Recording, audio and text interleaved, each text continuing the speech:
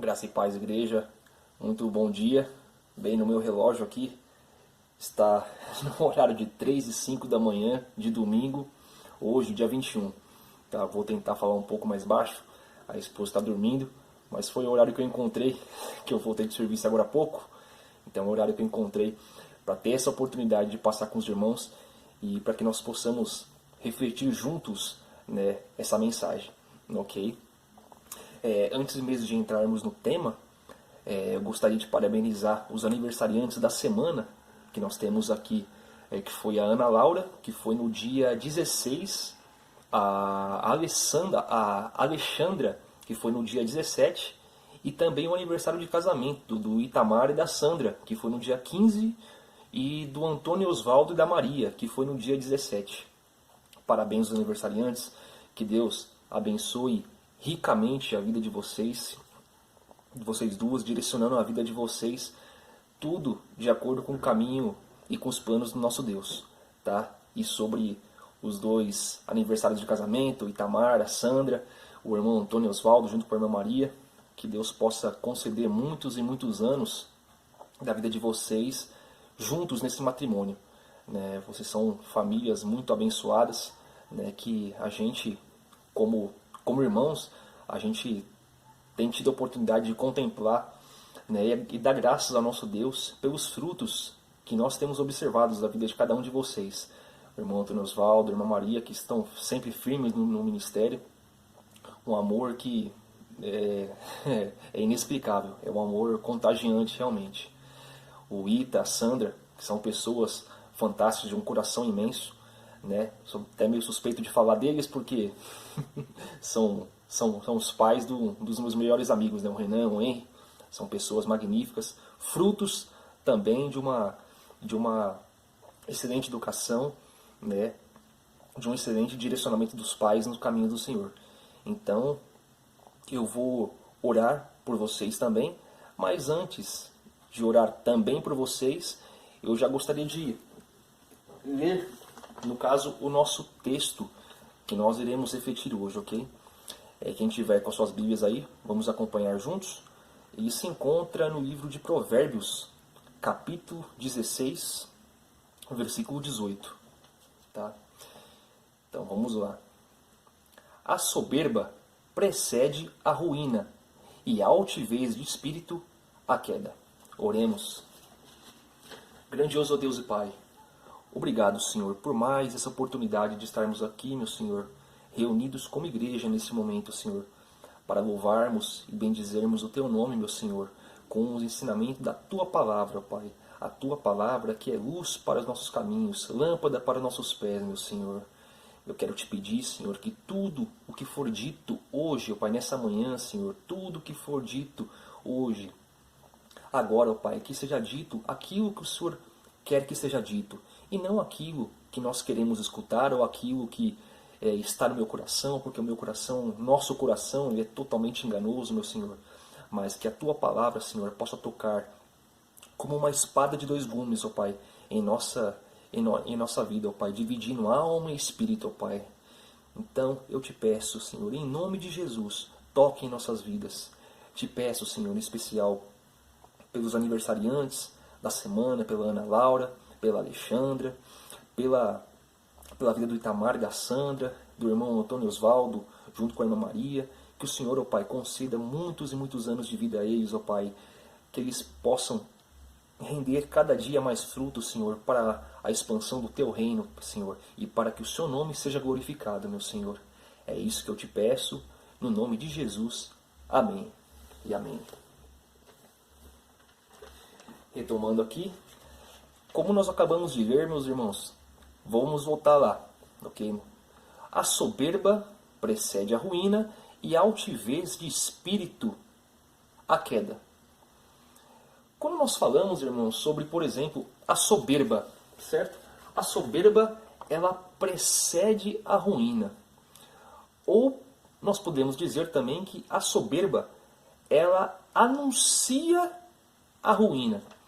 Vamos pensar algumas centenas de anos atrás, no Império, né, na época dos impérios medievais, quando, por exemplo, chegava algum nobre num castelo e fazia-se uma fila de soldados, e esses com suas cornetas, com seus instrumentos de sopro, anunciavam a vinda de algum nobre que estava chegando ao castelo, que estava chegando, né, para visitar algum nobre, o rei, por exemplo. Ou então, através desses instrumentos, esses soldados anunciavam a entrada de algum inimigo, né, que estava adentrando o reino para uma suposta invasão. Então, da mesma forma como esse perigo ou a chegada de algo é anunciada, a soberba, por exemplo, ela é anunciada, a ruína, ela é anunciada através, no caso, de um coração soberbo. E a altivez de espírito, a queda. Então eu te pergunto, irmão, você quer saber, observando assim, nosso dia a dia, não só no nosso meio cristão, mas até mesmo na empresa, pessoas que ainda não têm oportunidade, não tiveram a oportunidade de conhecer Jesus, quer saber se a pessoa ela vai beijar a lona? Quer saber se a pessoa, ou se você, ou se, eu digo, eu vou contar para vocês o porquê, mas quer saber se a pessoa vai beijar a lona, se ela vai cair, se ela vai realmente sofrer uma queda? Observa se essa pessoa tem orgulho, ou observa no seu coração, da mesma forma como observei no meu, se tem orgulho. Eu confesso para vocês que eu fazendo esse estudo aqui, eu estava pedindo misericórdia para Deus até agora, porque, meu Deus, como eu sou orgulhoso, Senhor. Tenha misericórdia de mim, porque muitas vezes a gente encara algumas situações como paupérrimas, algumas situações como simples, mas na realidade elas são de extrema importância.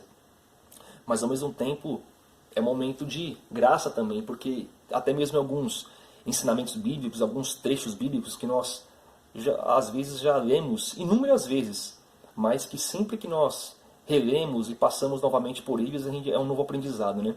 E com esse não foi diferente.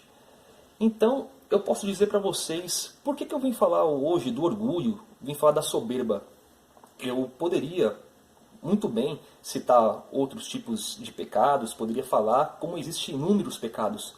Só que o pecado do orgulho, ou o pecado da soberba, ele é considerado como um pecado capital. Por que um pecado capital, eu diria?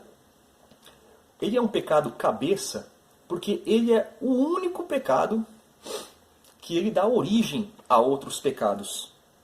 Por exemplo, antes de dar esse exemplo, para vocês entenderem, eu gostaria de ler aqui um trecho também, interessante, que se encontra também no livro de Tiago, capítulo 4, versículo 6. Tá? Só acompanhe. Deus resiste ao orgulhoso, mas concede graça aos humildes. Só fixem isso daí. Porque eu referi a vocês que, no caso, o pecado do orgulho, ele é a origem da maior parte, ou praticamente todos, os pecados. Eu digo para vocês. Muitas vezes, meus irmãos, a gente quebra muita cabeça, a gente pede, e não deve ser diferente, é claro, nós pedimos todos os dias a graça do nosso Deus para que nós possamos vencer alguns tipos de tentações, alguns tipos de pecados que nos assolam diariamente, pois o diabo ele está a todo momento, né? Como o leão, buscando quem possa tragar. Então, a nossa luta é constante enquanto nós estivermos nesse plano, enquanto nós estivermos aqui na terra. Nós seremos realmente assolados, mas um dia o nosso Deus ele enxugará todas as nossas lágrimas. Mas, enquanto nós estivermos aqui, nós passaremos por provações. E meio nessa jornada que nós passamos aqui, a gente quebra muita cabeça lutando contra alguns pecados. Porém, esses pecados eles são, vamos dizer assim, pessoas que têm, às vezes, um descontrole emocional, a pessoa que tem um problema com ira, que ela não consegue se controlar às vezes a pessoa que ela tem alguma propensão a pecados voltados mais para a sexual. Então, todos esses pecados, e é certo que nós combatamos né, esses desejos, que nós rememos contra a maré, né, com relação a esses pecados. Só que, ao invés de nós combatermos esses tentáculos, né, cada pecado separadamente, nós devemos combater o verdadeiro câncer, a verdadeira célula-mãe, que é o orgulho. Um grande exemplo. A palavra diz, né, como a gente acabou de ler, que Deus, ele resiste, certo, os orgulhosos, mas concede graça aos humildes. Reparem que a palavra de Deus, ela não diz que ele se volta contra o ladrão. A palavra não diz que Deus se volta contra, por exemplo, o irado, contra o lascívio. Não, todos esses são pecados realmente. E todos esses pecados têm a sua consequência. Isso é um fato. Porém, com o pecado do orgulho, Deus, ele põe a mão, ele resiste aos orgulhosos. É a mão de Deus pesando contra um ser humano. É impossível resistir. O incrível, meus irmãos, é que a gente escuta muito no mundo, né? Isso acaba até sendo algo corriqueiro que nós escutamos bastante, né? Até mesmo em grandes obras que a gente escuta em livros de autoajuda, né? Em vídeos motivacionais, em palestras, que eles dizem, o mundo diz, você deve confiar mais em você mesmo. Você deve se orgulhar das suas capacidades, você deve se orgulhar de onde você veio, você deve se orgulhar da sua profissão. Percebam que o orgulho para o mundo é algo que ele é até exortado, e até o orgulho no mundo ele é incentivado. Porém, nós estamos vendo aqui que a palavra mesmo diz que Deus ele se volta contra o orgulhoso. Então é totalmente diferente daquilo que o mundo nos prega, certo? Então algo interessante também, eu vou passar para vocês aqui alguns tipos, tá, de orgulho que a gente encontra bastante no dia a dia. Então esses tipos, no caso de orgulho, o primeiro são alguns dos exemplos que a gente encontra no Novo Testamento, né? Que é o presunçoso. O que é o presunçoso? Ele é um tipo de orgulhoso que ele exalta a si mesmo através de palavras. Então o presunçoso ele faz o quê? Através de palavras ele diz, como eu sou bom no meu trabalho, como eu tenho esse tipo de conhecimento, como eu faço acontecer, como eu sou inteligente. Então, às vezes numa conversa entre pessoas, ele sabe que tipo de pessoa que às vezes só fala mais dela do que se exaltando a si mesmo, que tudo dela é o melhor, tudo dela está acima, tudo que ela faz é diferente, é melhor. Então esse é o primeiro exemplo de orgulho, é o chamado presunçoso. Tá? O segundo exemplo, né, na tipificação de orgulho também, é aquele que tem a visão superior de si. É aquele orgulhoso interno. É aquele tipo de orgulhoso que ele não precisa falar, mas é aquele orgulhoso que ele tem um orgulho interno. Aquele tipo de orgulhoso que ele não precisa falar nada, mas dentro dele ele se sente superior. Ele olha não de forma igual para você, não de baixo para cima, mas ele olha de cima para baixo. É como se dentro dele mesmo ele formasse um altar, um bigocêntrico, digamos assim, para ele mesmo. E dentro dele mesmo ele se jaquita dos seus dons, daquilo que ele sabe, daquilo que ele faz, né? Se colocando no pedestal e rebaixando o próximo, né? Então pode-se dizer que todo orgulho realmente, né, ele começa no íntimo, né? Porque antes mesmo dele ser posto para fora através de palavras, começa no coração, né? A palavra do Senhor mesmo nos diz que a boca ela é cheia, a nossa boca ela diz aquilo que está cheio o coração, né? Então, se o coração está cheio de orgulho, obviamente ela vai falar, ela vai demonstrar esse orgulho em atitudes, né? O terceiro exemplo também é um exemplo bastante corriqueiro, que é o insolente. O insolente é aquele que representa o orgulho em atitudes, né? No caso, então, é algo que ele às vezes não precisa nem necessariamente falar, mas as atitudes dele mostram o orgulho.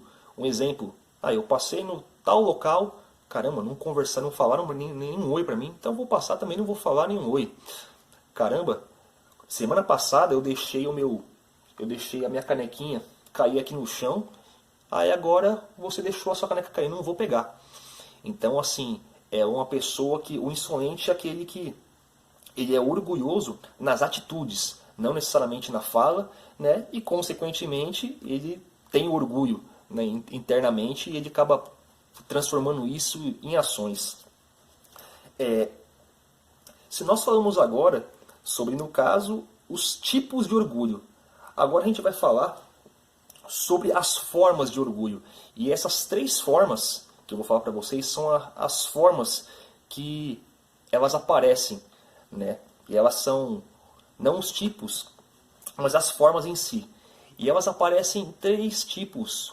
Por exemplo, no ser, no saber e no ter.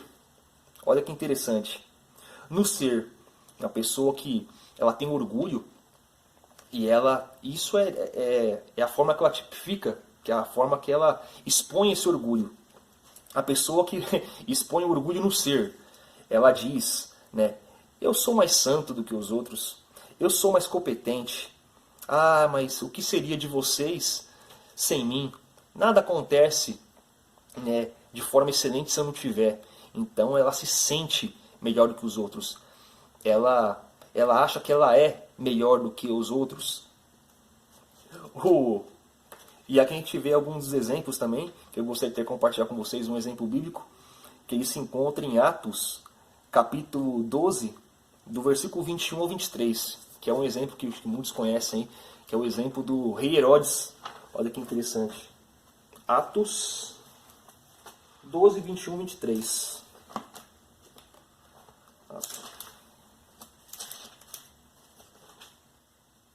Vamos ver aqui. Olha que interessante, meus irmãos. Esse aqui foi um exemplo do rei Herodes, tá? Que é um típico exemplo do orgulhoso no ser, tá? Então aqui, no 21. No dia marcado, Herodes, vestindo seus trajes reais, sentou-se em seu trono e fez um discurso ao povo. E eles começaram a gritar, é voz de Deus e não de homem. Visto que Herodes não glorificou a Deus, imediatamente um anjo do Senhor o feriu e ele morreu comido por vermes. Olha que interessante, irmãos. Vocês conseguem interpretar o que aconteceu aqui? Vocês viram aqui que, na verdade, assim, o povo apenas falou, pô, não é voz de homem, é voz de Deus isso. E o que aconteceu? Ao invés de Herodes, porque ele, nesse trecho, dá a entender que ele fez um discurso tão eloquente, mas um discurso tão bonito que as pessoas elas disseram umas às outras. Não pode ser um homem que está falando todas essas palavras, isso é divino, é um Deus, não é um homem.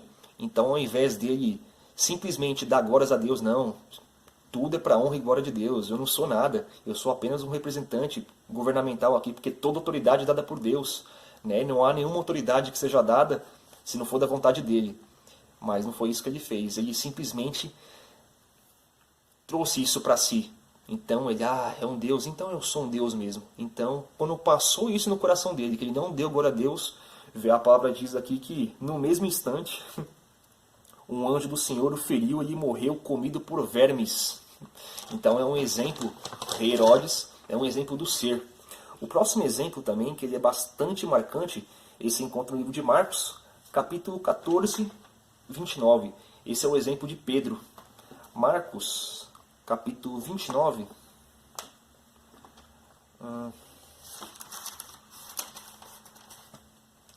Quem tiver com as suas Bíblias aí, vamos acompanhar juntos aí. Marcos 14, 29 e 31. 14, 29, 31. Vamos começar aqui a partir do 27, tá? E disse-lhe Jesus, vocês todos me abandonarão, pois está escrito, ferirei o pastor e as ovelhas serão dispersas. Mas depois de ressuscitar, irei adiante de vocês para a Galiléia.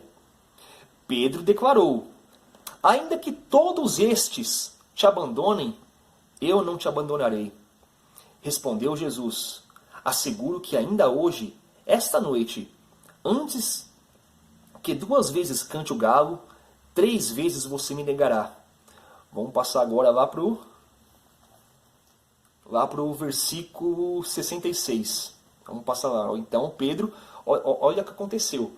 Pedro, ele estava na mesa, Jesus mesmo disse, né? Todos vocês fugirão. Então, quando eu for preso pelos soldados em si, todos vocês serão dispersados. E Pedro, no mesmo instante, disse: não, eu jamais vou te abandonar, meu mestre, ainda que todos estes te abandonem. Lembre-se que Pedro não está falando de pessoas comuns, ele está citando só João, Tiago, Tomé, os apóstolos. Então, automaticamente, nessa passagem aqui, ó, deu para perceber que ele se exaltou. Ele quis mostrar que era superior aos outros apóstolos. E o que a gente vem lendo desde o começo, o orgulho ele precede a queda. Olha o que aconteceu aqui no versículo 66. Logo depois que Jesus foi preso pelos soldados. Olha só. Estando Pedro embaixo no pátio, uma das criadas do sumo sacerdote passou por ali. Vendo Pedro a aquecer-se, olhou bem para ele e disse: você também estava com Jesus, o Nazareno. Contudo, ele o negou, dizendo: não o conheço, e nem sei que você está falando. E saiu para o alpendre. Quando a criada viu lá, disse novamente aos que estavam por perto: esse aí é um deles. De novo ele negou. Pois, pouco tempo depois, os que estavam sentados ali perto disseram a Pedro: certamente você é um deles, você, Galileu. E ele começou a se amaldiçoar e a jurar: não conheço este homem, não conheço este Galileu, quem vocês estão falando. E logo o galo cantou pela segunda vez. Então Pedro se lembrou da palavra que Jesus tinha dito: antes que 2 vezes o galo cante, você me negará 3 vezes. E se pôs a chorar. Ou seja, ele se orgulhou tanto na presença de Jesus, querendo se exaltar acima dos outros apóstolos. O que aconteceu? Ele caiu, né? Então caiu suas emoções, e a gente sabe o desfecho. Claro que tudo isso houve um propósito, né? Porque a partir desse momento Pedro, né, ele teve um crescimento espiritual muito grande, até porque Jesus antes de ter sido pego pelos soldados em si, né, ele estava orando: Pedro, eu oro para que você seja salvo, eu oro para que você se converta. Pô, mas Pedro estava andando 3 anos com Jesus e não tinha sido convertido ainda.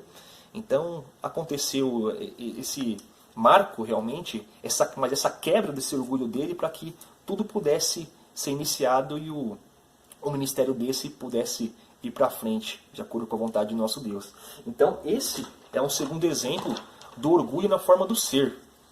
O segundo exemplo, já no caso, seria o orgulho na forma do ter. Um exemplo também interessante aqui se encontra no livro de Daniel. Nós temos a terceira parte, que é o orgulho representado na forma do saber. Nos dias de hoje, meus irmãos, a gente percebe também que uma pessoa que tenha um intelecto mediano, ela já sobressai sobre outras pessoas. Então, a pessoa que tem conhecimento, ela tem poder. E muitas vezes, né, nesse mundo que vivemos, a pessoa que ela tem um conhecimento, ela sabe, por exemplo, de muitas coisas, ela lê bastante, ela se vangloria pelo aquilo que ela sabe. Para vocês perceberem que o conhecimento é poder. Mahatma Gandhi, na Índia mesmo, era um aldeão, porém que tinha muito conhecimento. E através do conhecimento dele, do saber dele, que era bastante extenso, ele praticamente juntou uma nação inteira para um ideal, né? Então mostra que uma mente brilhante, uma mente diferenciada, ela é poder. Só que muitas vezes as pessoas acabam se apoiando no próprio saber, se apoiando muitas vezes no próprio conhecimento. E um exemplo também bastante conhecido e também praticamente a origem, né, de todo o pecado do mundo se deu na origem do orgulho no saber. Um exemplo foi Eva, né, que Deus falou para ela: Eva, sobre todas essas árvores aqui do paraíso você pode comer. Tá? Falou para Adão e Eva. Vocês podem comer de todas essas ervas, todos os frutos, vocês vão cuidar de todos os animais que estão aqui. Porém, aquela árvore que está ali, ó, a árvore do conhecimento do bem e do mal, você não pode comer. Porque no dia que vocês comerem, vocês serão destruídos. Vocês morrerão, certamente vocês morrerão. E o que aconteceu? Eva vai lá, escutou a serpente. E a serpente disse: não, na verdade, se vocês comerem dessa árvore, vocês vão ter o conhecimento igual ao de Deus. Então o que aconteceu? Ela escutou a serpente e ela mesma julgou saber mais do que Deus. Tudo isso aconteceu com o rei Nabucodonosor. 12 meses depois, quando o rei estava andando no terraço do palácio real da Babilônia e disse: acaso não é esta a grande Babilônia que eu construí como capital do meu reino, com um enorme poder e para a glória da minha majestade? As palavras ainda estavam nos seus lábios, quando veio do céu uma voz que disse: é isso que está decretado contra você, rei Nabucodonosor.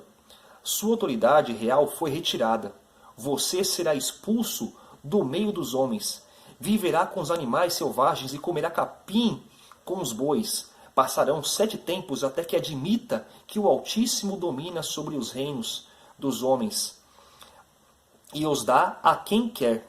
A sentença sobre Nabucodonosor cumpriu-se imediatamente. Ou seja, esse foi mais um segundo exemplo sobre o orgulho na forma de ter. Então foi o momento que o rei Nabucodonosor ele se exaltou.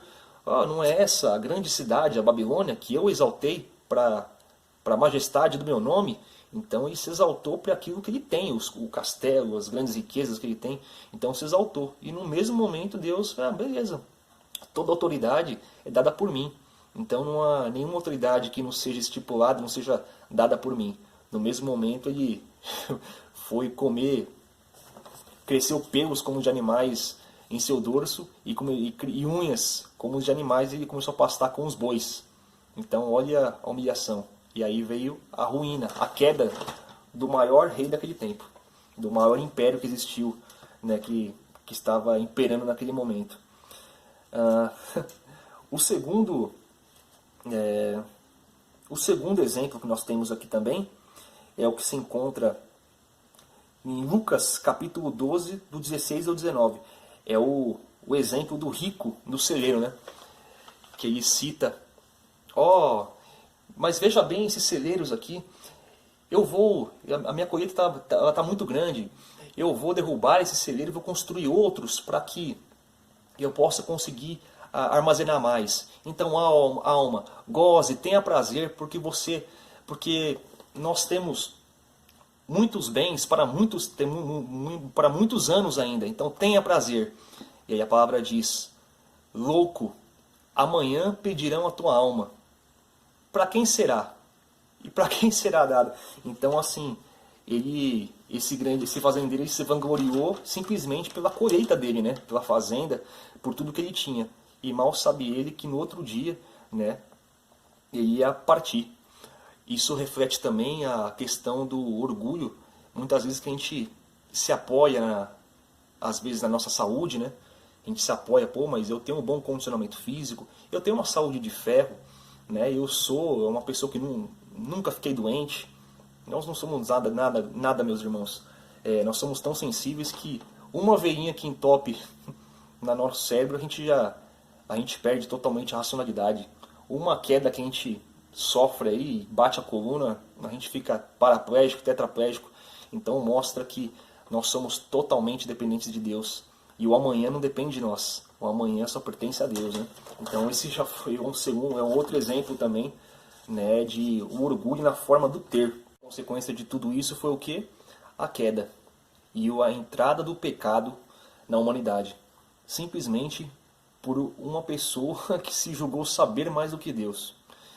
E antes de tudo isso, do acontecimento, antes da vinda de Adão e Eva, o acontecimento com né, o, o grande guardião, né, dos exércitos celestes, da guarda real de Deus, que ele, por ser um querubim de glória diferenciado, por ter tido, né, privilégios maiores do que os outros anjos, né, que Deus concedeu a ele, ele se julgou, né, no íntimo do seu coração, querendo ser maior do que Deus. E quando aconteceu tudo isso, houve realmente um terço dos anjos acabaram aderindo a esse orgulho de Satanás, e aí onde houve a queda, né? Onde houve a queda de um terço dos anjos, e é onde também foi o início, né, de toda a rebelião, e consequentemente depois a queda do homem. Tudo por questão do orgulho. Então vocês percebem, meus irmãos, que o orgulho ele precede a queda desde o início da humanidade, antes mesmo do início. Então todo pecado realmente ele tem a origem realmente no orgulho. E sabendo de tudo isso, meus irmãos, sabendo que nós não podemos fazer nada, né, de nós mesmos, nós somos pequenos, a gente não sabe nem se a gente vai estar vivo amanhã, realmente, e nós somos totalmente dependentes da vontade do nosso Deus. Qual que seria a receita para tudo isso? Vamos lá, vamos ler Filipenses capítulo 2, versículo 5. Acompanhem comigo aí. Seja a atitude de vocês a mesma de Cristo Jesus, que, embora sendo Deus, não considerou que ser igual a Deus era igual ao que deveria apegar-se, mas esvaziou-se a si mesmo, vindo a ser servo, tornando-se semelhante aos homens. E, sendo encontrado em forma humana, humilhou-se a si mesmo e foi obediente até a morte, e morte de cruz.